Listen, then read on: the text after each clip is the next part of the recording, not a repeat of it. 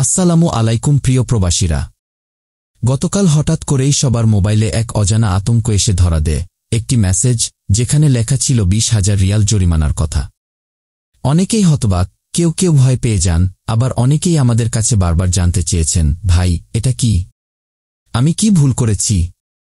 এই একটাই মেসেজ, কিন্তু যেন সবার মনে হাজারো প্রশ্ন। আর এই প্রশ্নের উত্তর দিতেই আমি আজ ক্যামেরার সামনে। মেসেজটি শুধু আপনাকেই আসেনি, আমার কাছেও এসেছে।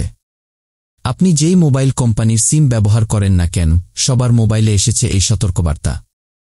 মেসেজে স্পষ্ট করে বলা হয়েছে, যদি কেউ হজ পারমিট ছাড়া অথবা মক্কার বাসিন্দা না হয়ে মক্কায় প্রবেশের চেষ্টা করেন, কিংবা কেউ ভিজিট বিষয় থেকে মক্কায় প্রবেশ করেন বা অবস্থান করেন, তবে তাকে আটক করা হলে 20,000 সৌদি রিয়াল জরিমানা করা হবে।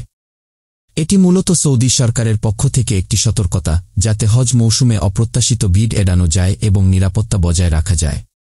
বিশেষ করে যারা গাড়ি চালান, আপনাদের জন্য গুরুত্বপূর্ণ বার্তা, আপনার গাড়িতে কাউকে মক্কায় নিয়ে যাবার আগে নিশ্চিত হন তার পারমিট আছে কিনা। অন্যথায় গাড়িসহ আপনিও বিপদে পড়তে পারেন। ভয় পাবেন না, চিন্তাও করবেন না। এই মেসেজ কারো বিরুদ্ধে নয়, বরং আমাদের নিরাপত্তা নিশ্চিত করার জন্য সতর্কবার্তা। সৌদি সরকার আমাদেরকে আগেই জানিয়ে দিচ্ছে যেন হজের নিয়ম মেনে চলি এবং অপ্রয়োজনীয় জটিলতায় না পড়ি। তাই এই ভিডিওটি সবার সঙ্গে শেয়ার করুন, যাতে কোনো প্রবাসী ভাই ভুল বুঝে না ভয় পান, ভুল করেও যেন কেউ হজ পারমিট ছাড়া মক্কায় প্রবেশ না করেন। ভালো থাকুন, সুস্থ থাকুন, নিরাপদে থাকুন। আল্লাহ আমাদের সবার সহায় হন।